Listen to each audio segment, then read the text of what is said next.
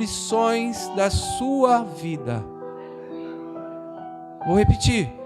Como vencer as aflições da sua vida. Amém?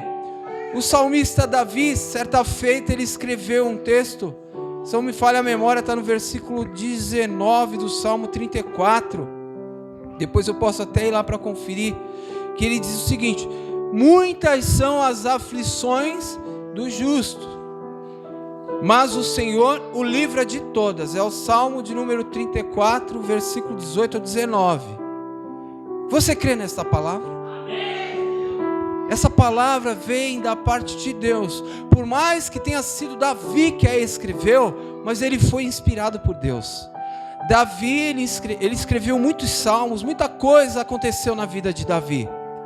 Davi, na ocasião de quando ele escreveu esse texto, em especial esse salmo, ele havia sido perseguido pelo rei Saul. Havia muita perseguição sobre a sua vida. Então muitas eram suas aflições, perseguições que talvez o levariam à morte, porque o desejo de Saul, de muitos daqueles que serviam o rei, era de que Davi fosse morto. Mas o Senhor o livrou de várias perseguições, o livrou da morte por várias vezes. E esse texto é interessante porque para que Davi tivesse esse livramento de morte diante de uma perseguição, ele se fingiu de louco. Olha que situação. Chega o homem a passar, e Davi era um homem segundo o coração de Deus. Mas nós não vamos entrar no mérito aqui. Por que Davi se fingiu de louco? E será que é assim que eu devo me fingir também? Será que Deus espera de nós? Temos que, em algum momento da nossa vida, fingirmos ser alguma coisa para poder ter livramento de algo. Essa situação aconteceu com Davi. Mas não quer dizer que vai acontecer comigo, com você desta mesma forma. Comigo, com você pode ser diferente. Não é necessário. Deus não quer que venhamos ser o que não somos para vencermos a nossa aflição. Deus espera de mim, de você, isso mesmo, essa pessoa que você é, para vencer as aflições do mundo. Amém? Glória a Deus. Então, meus amados, Jesus certa feita disse: no mundo vocês terão aflições, mas eu venci o mundo. Mas eu venci o mundo. O que isso significa para mim e para você, irmãos? Você que crê nas palavras do Mestre Jesus, que mundo é este do qual Jesus estava falando? O que é este mundo? É a terra e o conjunto de todas as coisas, irmãos, que foram criadas por Deus. Tudo que foi criado por Deus. O mundo significa todas as coisas, toda a terra, tudo aquilo que Deus criou. Nós estamos inseridos em um mundo criado por Deus, cheio de aflições, cheio de coisas terríveis também, por conta do pecado. Mas de todas essas coisas ruins, Deus dá livramento. Então por que sofremos? Eis a pergunta. Nesta noite, amados irmãos, Deus quer que eu e você saibamos o seguinte: que existem algumas situações realmente que nos deixam aflitos, sejam elas de ordem natural, sejam elas de ordem econômica ou financeira, sejam elas também de ordem física. Então nós vivemos num mundo em que sofremos com a natureza, com aquilo que Deus criou. Essa natureza que vemos são tempestades torrenciais, terremotos por todos os lados. O que mais que podemos citar aqui? Maremotos, inundações, tantas coisas, queimadas, vulcões. Os irmãos têm observado aí na TV, vulcão entrando em erupção, cidades aí sendo tomadas por larvas, cinzas. Aqui mesmo no Brasil, nos últimos dias, quantas chuvas têm feito com que milhares e milhares de pessoas ficassem desabrigadas e outras perdessem a sua vida. O porquê desse tema nessa noite, amado irmão? Porque tem muitos lugares aí, como posso dizer, pessoas até denominam esses lugares de arraiais evangélicos que estão pregando o evangelho, um falso evangelho, de que crente não sofre, de que nós não sofremos. Como explicar então a morte de muitos crentes em meio a grandes tragédias? Nós vamos ver na Bíblia, já estamos vendo aqui em apenas alguns versículos que eu citei, o próprio Senhor Jesus: ei, no mundo vocês terão aflições, mas tenham ânimo, porque eu venci.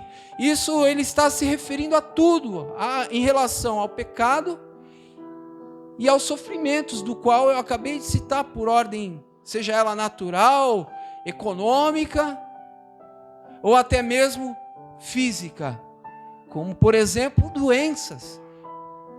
Então nós não podemos achar que nós não estamos livres.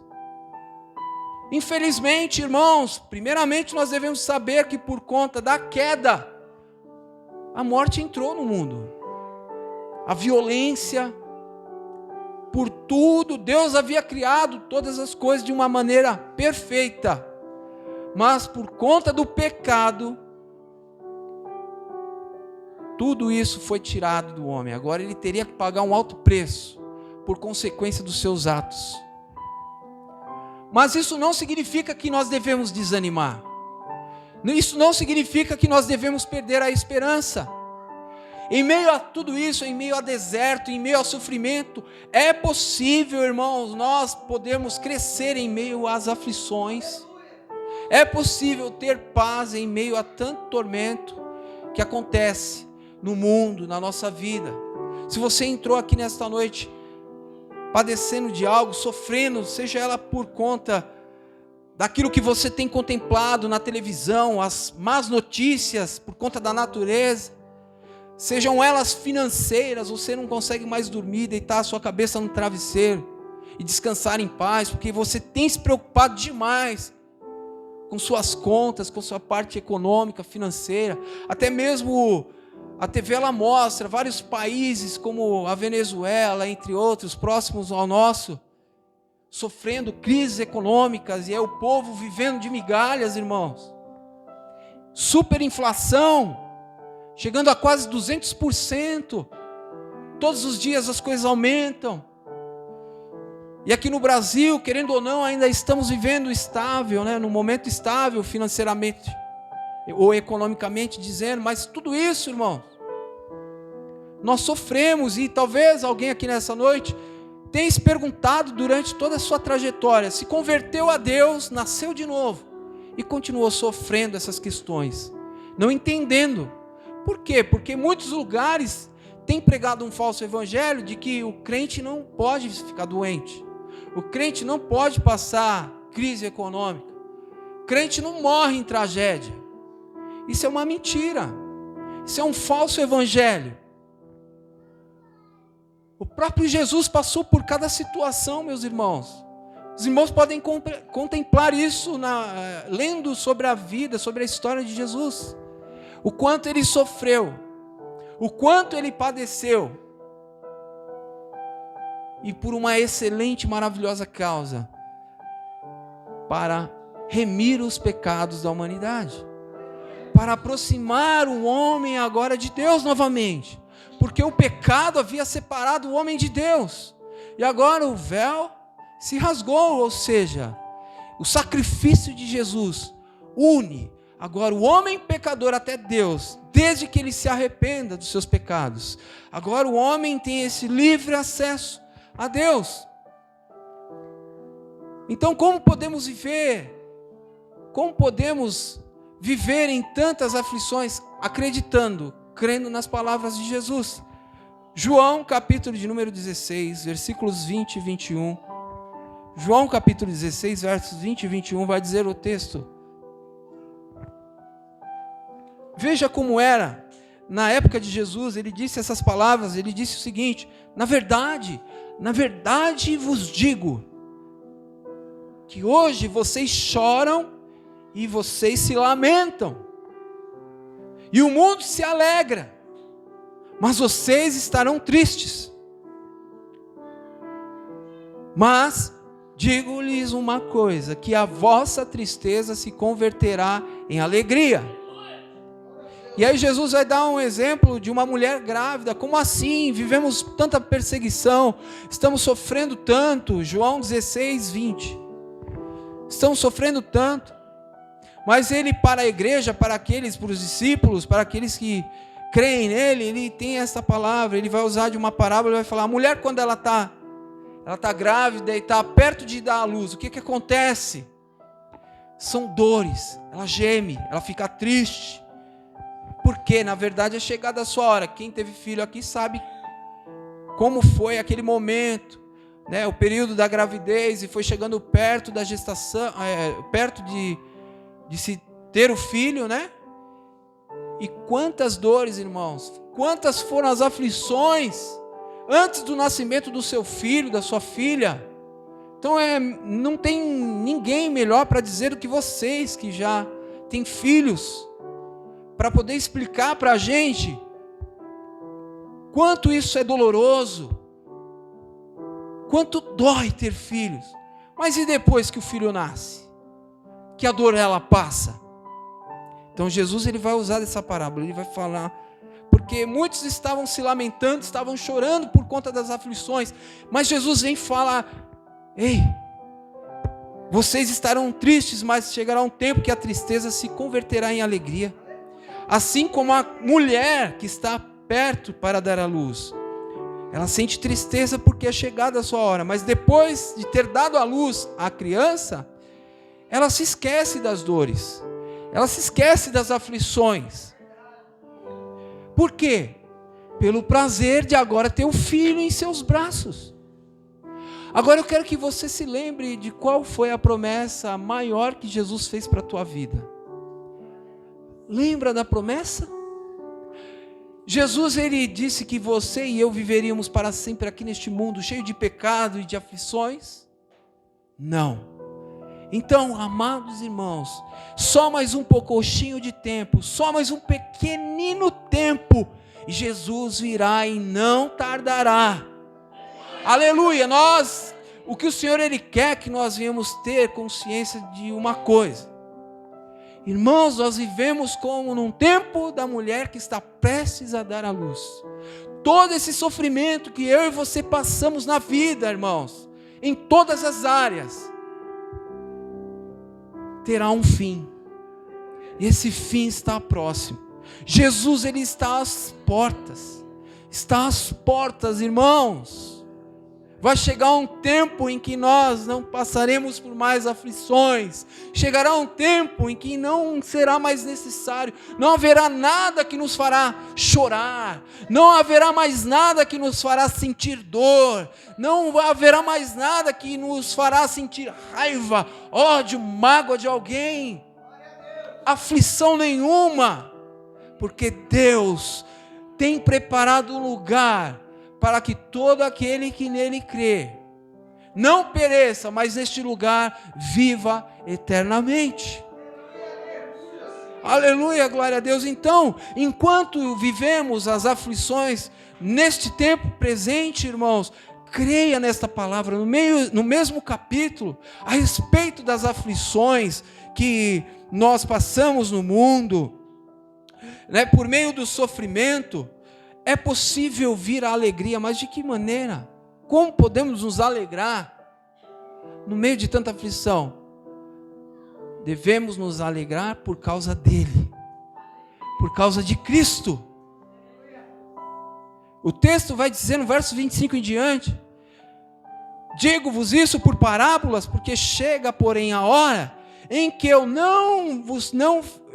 vos não falarei mais por parábola, mas abertamente eu falarei a vocês acerca do Pai. Isso aqui é na época dos discípulos, tá, igreja? Naquele dia vocês pedirão em meu nome, e não vos digo que eu vou rogar por vocês ao Pai, porque o mesmo Pai vos ama, visto como vocês me amam e creem que saí de Deus. Eu saí do Pai e vim para este mundo. Outra vez agora deixo o mundo e retorno para o Pai. Então os discípulos disseram: eis que agora fala abertamente e não diz nada por parábola. Agora conhecemos que sabemos tudo e não precisas de que alguém lhe faça mais alguma pergunta ou lhe interrogue. Por isso cremos que o Senhor saiu de Deus. Então respondeu Jesus: agora vocês creem? Eis que chega a hora, e já se aproxima, em que vós sereis dispersos, cada um para a sua casa, e me deixareis só. Mas saibam que eu não estou só, porque o Pai está comigo. E o mais importante aqui nesse versículo que a gente pode tirar de aplicação é o 33. Tenho dito essas coisas para vocês, para que em mim, Jesus está falando, em mim vocês tenham paz. No mundo vocês terão aflições, mas tenham ânimo, porque eu venci o mundo. E na Bíblia não está dizendo que vocês vencerão também, mas a gente logo entende o quê? Que venceremos. Jesus está dizendo essas coisas para que nós venhamos, tantos discípulos naquele momento de aflição, de perseguição, de dispersão, eles entendessem que agora Jesus chegaria um momento que ele retornaria para o Pai, mas calma, ele não deixaria ninguém só. Ele também prometeu o Espírito Santo, que é esse que nos rege até hoje, é esse que nos mostra o caminho, é esse que fala conosco, é este que confirma, é este que consola, é este que usa cada um de vocês para falarem de Jesus. É o Espírito Santo. Por isso, em Cristo nós temos que ter paz. Em meio, irmãos, às tragédias, é sujeito que todo homem, seja ele justo ou ímpio, pereça no meio de uma grande tragédia. Não culpe a Deus. Jamais culpe o Senhor por isso. Não culpe. Amém? Precisamos entender que numa grande desordem, nós nunca devemos culpar a Deus, pois Deus criou todas as coisas perfeitas. E tudo está no controle de Deus. Tudo está sob o seu controle. Nada foge do seu controle. Muitas coisas acontecem por causa do homem pecador. Ele, irmãos, ele quer criar até pessoas. Você vê lá, hoje a ciência ela consegue criar uma réplica de outro animal. Eles querem fazer pessoas viverem eternamente, fazendo o quê? Duplicando genes, eu não sei como é que fala, mas assim, em grandes laboratórios aí, eles estudam maneiras de que o ser humano ele viva eternamente. Outros lugares eles pensam em congelar a pessoa depois que ela morre, para depois ela ressuscitar. Ressuscitar não, ela ter vida novamente. Eles acreditam que congelando a pessoa, daqui a dezenas ou centenas de anos, essa pessoa ela torne a viver de novo. Eu sei que muita coisa está acontecendo aí no mundo afora, irmãos. Coisas horríveis. Mas a Bíblia diz que a criação, ela geme, e geme com dores de parto, por causa do ser humano, por conta de tudo aquilo que ele tem feito. Aleluia, glória a Deus. Paulo escreveu isso e disse aos Romanos, no capítulo 8, versículo de número 22, a seguinte palavra.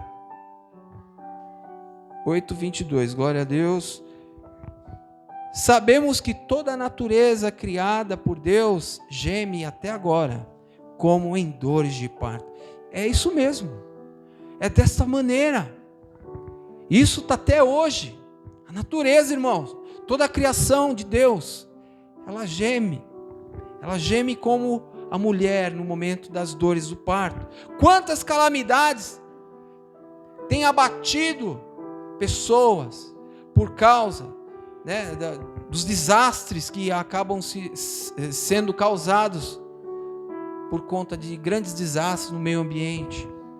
Quantas coisas têm entristecido a gente, pessoas têm ficado desesperadas por conta disso. São tragédias assombrosas, irmãos, que acabam ceifando milhares de vidas. E aí nós olhamos vimos e vemos milhares de pessoas perdendo suas vidas, irmãos, e no meio dessas pessoas, muito crente tem perdido sua vida. Isso está tudo dentro do curso, do percurso, do plano de salvação de Deus. A criação, ela teve um início. E essa criação de Deus aqui, essa terra, esse mundo em que vivemos, chegará um tempo que terá fim. Existe uma outra eternidade. Existe uma eternidade, na verdade. Uma única eternidade que Deus já preparou para este mundo pecaminoso, daquele que se arrepender, vai viver com o Pai eternamente. Então, meus amados irmãos, não fiquem desesperados com tamanha aflição, porque vocês têm presenciado pela TV grandes tragédias. De ordem econômica, é outro tipo de aflição que tem abatido muito a nossa vida. Quantas pessoas aqui, né? Quantas vezes nós mesmos já não ficamos desesperados em casa, preocupados com aquela conta que a gente não vai poder pagar, conseguir pagar, vai vencer, está chegando a data, né, do vencimento do boleto, ou a gente não paga, ou paga atrasado, e é um desespero. A gente olha para um lado, para o outro, a gente não vê solução. Aí uns vão até o banco, pede emprestado, parcela, e aí entra numa outra grande dívida. E essa crise vai acabando nos afetando e vai mexendo com a nossa mente, o nosso psicológico, daqui a pouco a gente está doente. Isso acontece tanto com o ímpio quanto com o justo. E tem lugares dizendo que essas coisas não acontecem. E se acontece é porque estamos no pecado. Meu Deus, aconteceu tanta coisa assim lá no passado. Na época de Cristo, quantos pobres não existiam? A pobre viúva que foi ofertar as suas únicas e últimas, tudo que ela tinha, porque aquela oferta dela era o que ela teria para poder se manter. O texto vai dizer lá em Marcos capítulo 12, do verso 41 ao 44, vai falar que a oferta da viúva, tudo que ela lançou lá, na visão de Deus, na visão de Cristo, foi maior que todos aqueles mais poderosos e ricos ofertaram na casa do tesouro. Marcos 12, 42, 12, 44. Vai falar que todos davam daquilo que sobrava, mas aquela viúva, de toda a sua pobreza, ela deu tudo o que possuía para viver. Era o que ela tinha. Então, o texto não diz o que aconteceu depois disso com ela, mas eu creio que o que aconteceu com ela, Deus supriu todas as suas necessidades. Porque no coração dessa viúva, em meio a uma crise econômica que ela vivia, ela não pensou no que ela tinha, ela pensou no Deus que ela cria. Eu tenho certeza que ela passou pelo Sermão do Monte para entender que Jesus falou: busquem primeiro o reino de Deus e a sua justiça, porque todas as demais coisas que vocês precisam serão acrescentadas. Então eu acredito que essa viúva, ela passou pelo ensinamento do monte, talvez ou não, mas enfim, o importante é que ela acreditava, ela confiava no Pai Celestial, ela confiava em Deus. E de ordem física, por que não dizer, irmãos?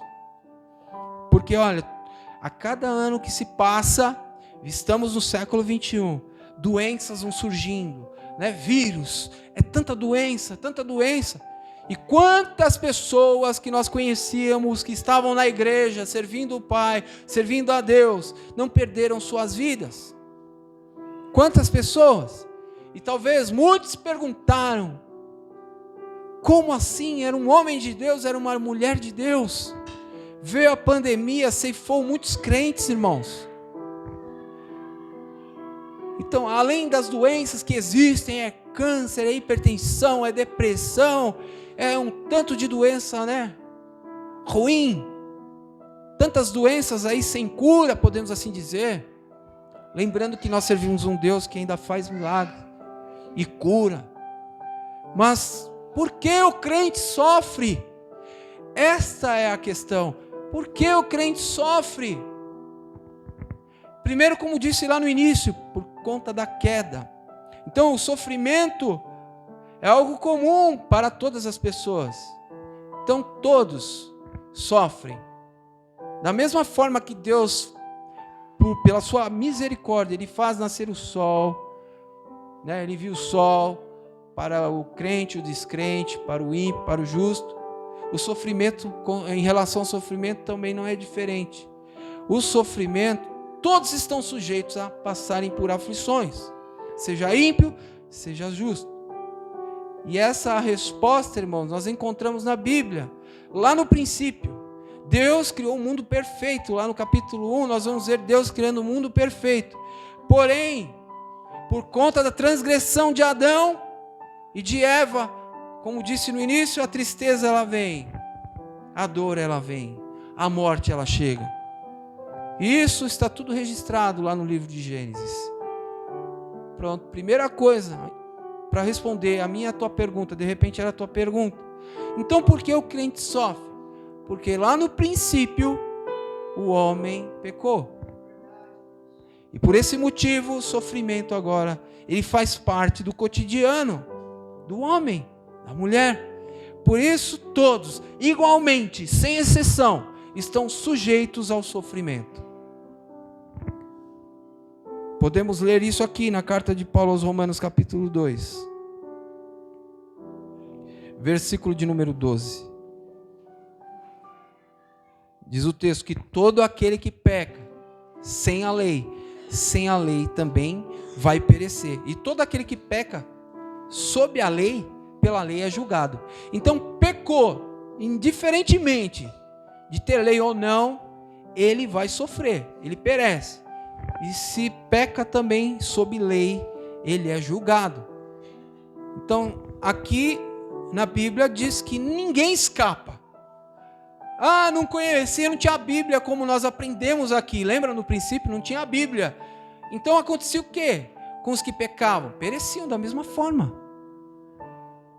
E agora que temos lei, temos Bíblia, também seremos julgados se pecarmos. Porque hoje temos Bíblia, temos mandamentos de Deus.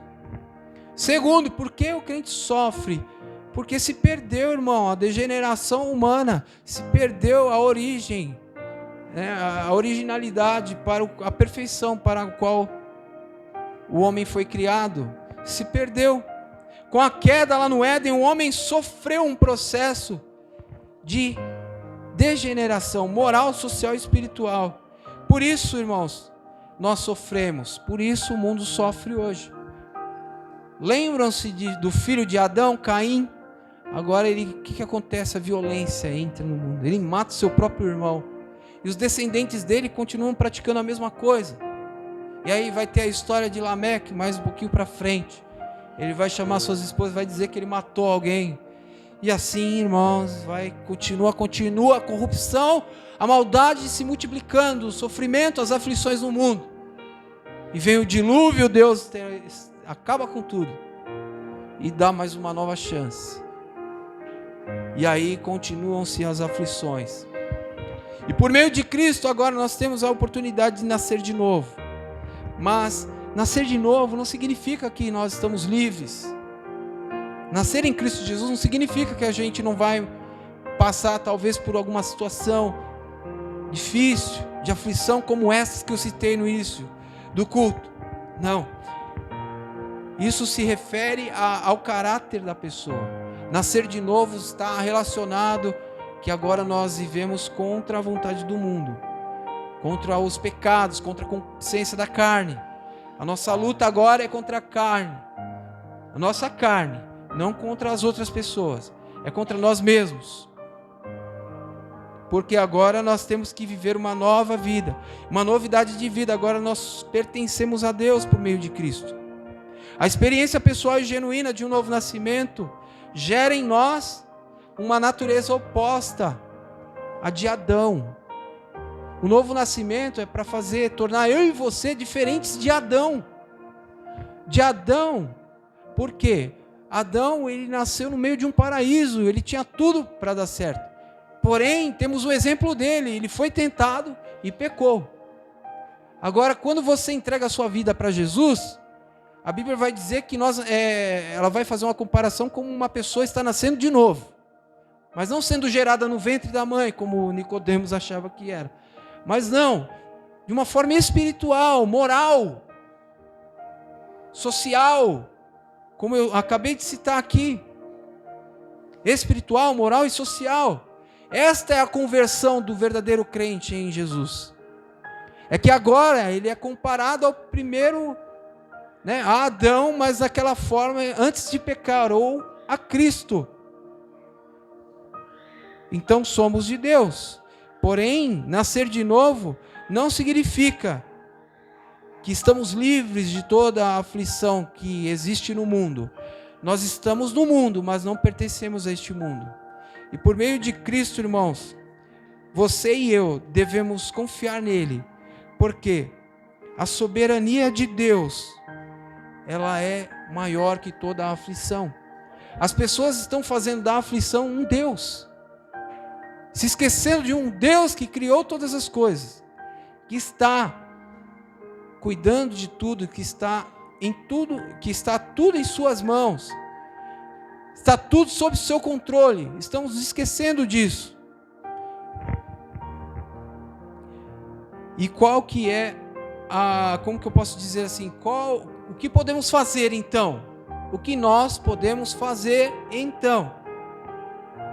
Sabendo que a soberania de Deus na nossa existência, ela existe, irmãos. A soberania de Deus significa que Deus tem os seus olhos fitos sobre toda a nossa vida. Os olhos de Deus, eles sondam a vida de todo cristão, sondam a minha e a sua vida, todos os dias. Todos os dias Deus, Ele está vendo o que eu e você está passando, o que eu e você está fazendo. Por isso devemos seguir o conselho do salmista.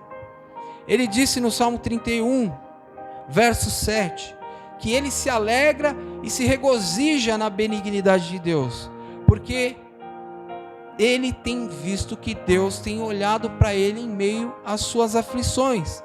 Deus tem considerado a sua aflição e conhecido a sua alma no meio da angústia. Essas foram as palavras do salmista. Nós somos na mão de Deus aquilo que o vaso é na mão do oleiro. Grave isso. Você, como crente em Cristo Jesus, é na mão de Deus como o vaso é na mão do oleiro. Então Deus, se Ele acha que devemos ser moldados, se Deus achar que nós devemos ser quebrados, ser refeitos, Ele pode fazer isso, porque Ele tem todo esse poder, Ele é soberano. Então, amados irmãos, somos na mão de Deus, vaso, como Jeremias disse, no capítulo 18, versículo 4. Então, somos em suas mãos o que o vaso é nas mãos do oleiro. Por isso, você e eu devemos fazer como o salmista escreveu. Devemos nos alegrar e nos regozijar na benignidade de Deus. Por quê? Porque Ele está sondando, Ele sabe quando você sofre. E quando você sofre, reclama, falta fé em você. Você não confia no Deus que você serve. Você não confia no Deus que você serve. O salmista aqui, ele também sofria. Os salmos, irmãos, são lamentações. Para você acha que pensa que os salmos são só louvor, os salmos é um conjunto de livros, irmãos, que a maior parte dele é lamentação e oração.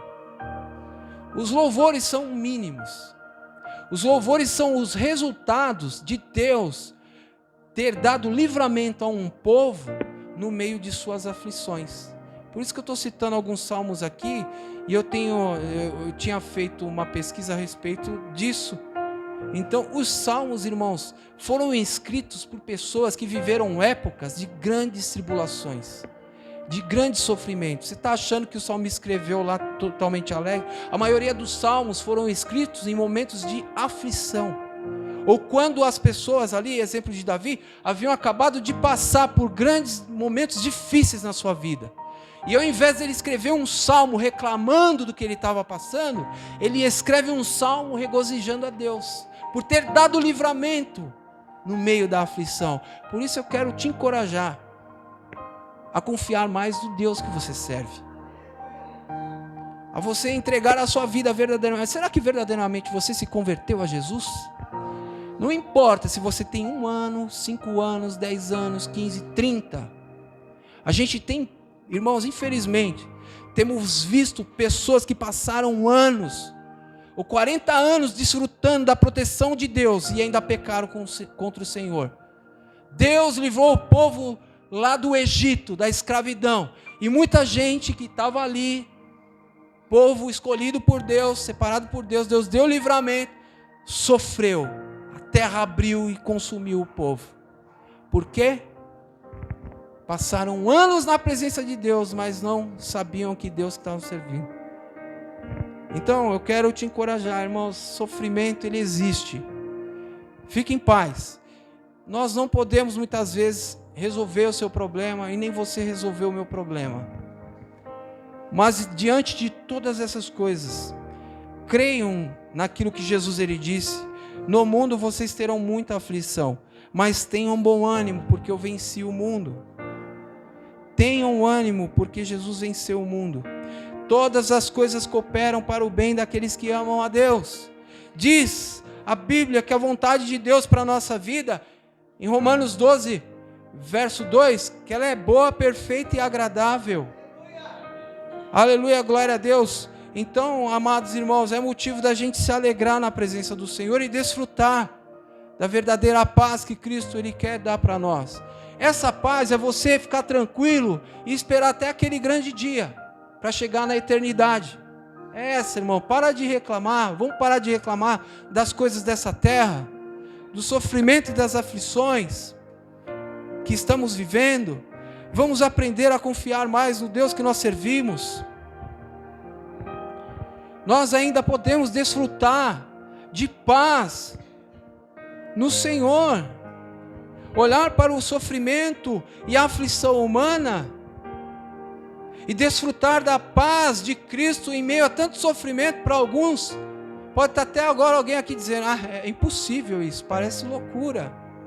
Mas não é, quando nós entendemos que Deus ele age segundo a sua vontade, segundo os seus conselhos, segundo aquilo que ele visa para mim e para você. Então devemos sempre visar Deus, olhar para ele e confiar nele, assim como todos esses personagens da Bíblia confiaram nele. Neste mundo estamos sujeitos a sofrer, mas a vida cristã, ela não está sujeita a ficar livre de períodos difíceis e trabalhosos. Porém, no entanto, se a nossa expectativa estiver em Deus e no seu bem, poderemos sim desfrutar da verdadeira paz que Cristo ele pode nos dar. Amém? Que o Todo-Poderoso ilumine a sua mente, ilumine a minha mente, ilumine o seu coração, ilumine o meu coração. E você e eu possamos confiar mais e mais em Deus, em Cristo Jesus. Amém? Você que ouviu essa mensagem, curta, compartilhe, se inscreva no canal. Amém? Que Deus abençoe a sua vida e as palmas louvem ao Senhor. Glória a Deus. Aleluia.